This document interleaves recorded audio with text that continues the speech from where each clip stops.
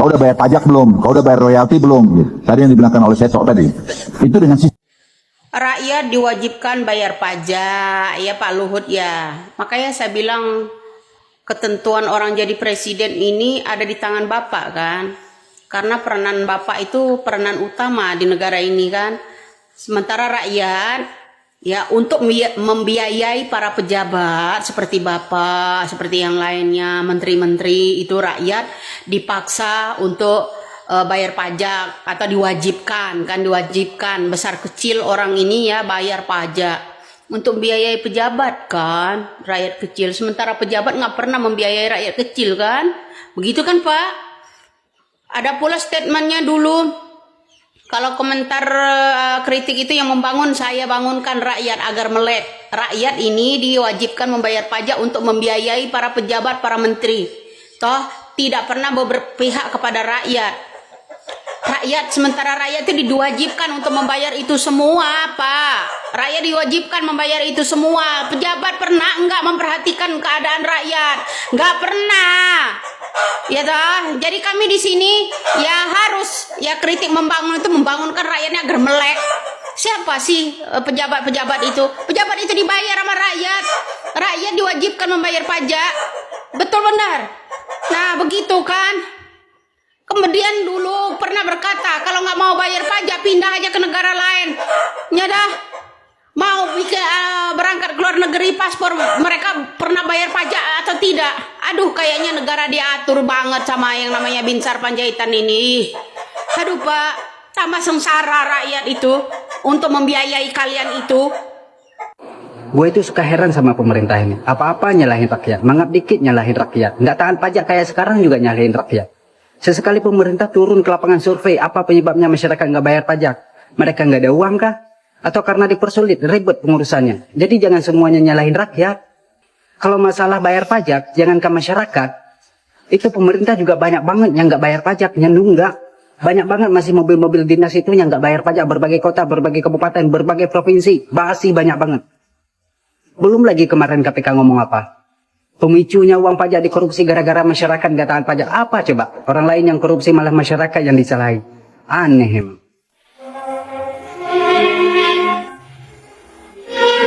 Sudah kalian susahkan, kalian ancam pula kami. Yang mau diancam itu sana korupsi teman kalian. Bukan kami, rakyat kecil. Yang diancam persoalan pajak. Maaf. Bukan cuma kalian yang punya negara ini, kami pun juga berhak. Makan pun kami susah sekarang. Kalian apa? Enak duduk di sana, menikmati kekayaan bangsa ini. Jangan kalian ancam kami. Kami orang bodoh. Kami bukan orang bodoh. Kami tahu persis apa yang terjadi sekarang. Jadi apalah daya kami sebagai orang susah, sebagai orang kecil yang selalu ditindas soal ekonomi, selalu ditipu oleh golongan kalian.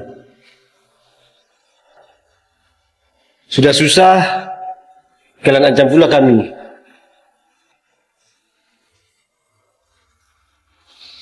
Pertama dioplos, minyak goreng palsu, ya kan?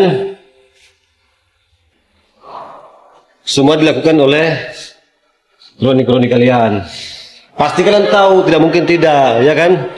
Jadi sudahlah, kalian jangan ancam kami soal pajak. Kami pun tahu diri. Bahkan kami lebih tahu diri dibanding kalian itu penguasa. Ya. Sampai saat ini kami masih taat bayar pajak.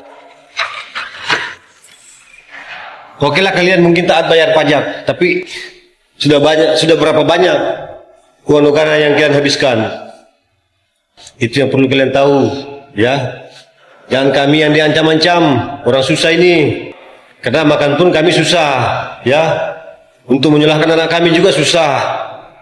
Tidak seperti kalian. Dimanapun anak kalian sekolah bisa sampai ke luar negeri. Tidak kayak kami susah. Jadi jangan kalian ancam-ancam kami. Sebutnya kami paham tentang keadaan yang sekarang, tapi kami tidak berdaya tentang hal itu. semakin susah. Kami malah diancam, ditindas, ya, ditipu oleh golongan kalian. Ya, itulah berbagai komentar dari netizen. Ada juga Nyai Widya yang sangat keras.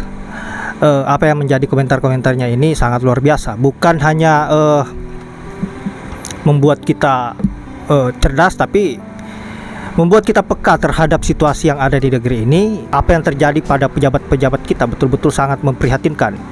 Ketika dikritisi apa yang menjadi kebijakannya tidak sesuai dengan harapan kita sebagai rakyat Indonesia, malah dianggap kita ini membangkang, dan bahkan kata-kata mereka sangat-sangat tidak etis dan sangat miris.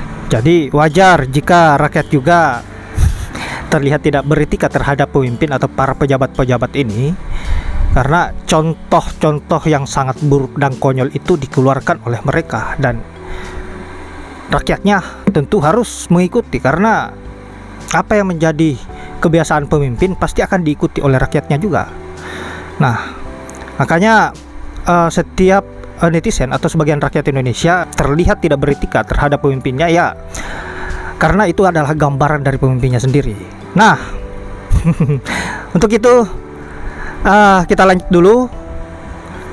Bagaimana komentar-komentar netizen selanjutnya yang begitu keras dan sangat cerdas, menohok congor busuknya Opung Luhut. Assalamualaikum warahmatullahi Waalaikumsalam wabarakatuh. warahmatullahi Lu mau wabarakatuh. komentar sedikit mengenai Pak Luhut. Pak Luhut, gue gak kenal lu siapa, dan gue tidak peduli lu siapa, karena buat gue tidak penting. Gue kasih tahu siapa first class di Indonesia. Nomor 1, para pejabat yang bisanya ngabisin duit rakyat. Nomor 2, para Sangat koruptor terang. yang bisanya tipu sana, tipu sini, dan ngabisin duit rakyat.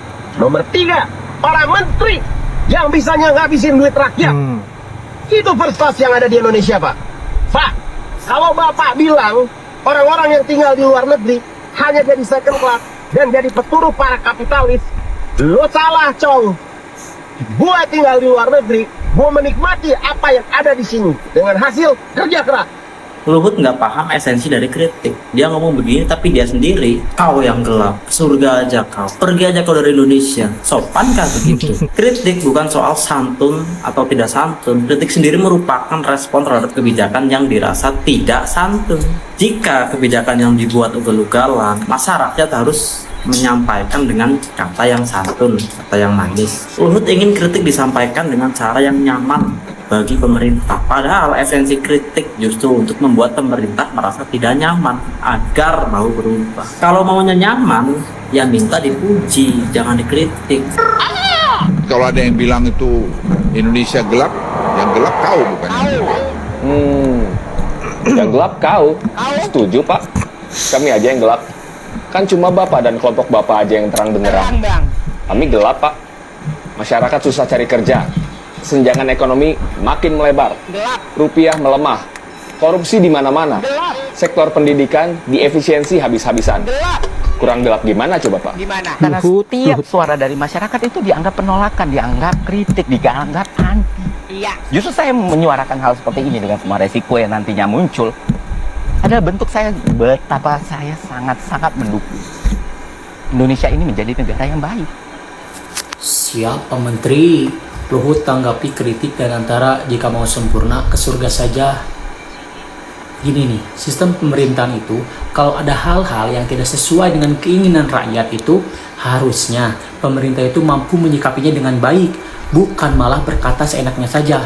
Yang kemarin Bapak Hasan Hasbi ada yang mengirimi kepala babi malah ngomongkannya dimasak saja. Harusnya tanggapan dari apalagi pemerintah, pejabat itu harusnya itu bersikap baik dan bersikap itu profesional gitu kan. Kalau ada yang mengkritik dan antara diterima kritiknya, evaluasi, perbaiki, bukan malah hanya menanyakan balik. Ini tuh pikirannya itu udah sedikit-sedikit gawat nih. Kalau gini terus para pejabat Indonesia mungkin akan seenaknya yang bakal semena-mena. Apakah benar? Coba komen. Luhut Panjaitan temui Jokowi di Solo, minta publik kritik pemerintah dengan santun. Tuh guys, minimal bilang assalamualaikum dulu gitu kalau mau mengkritik pemerintah.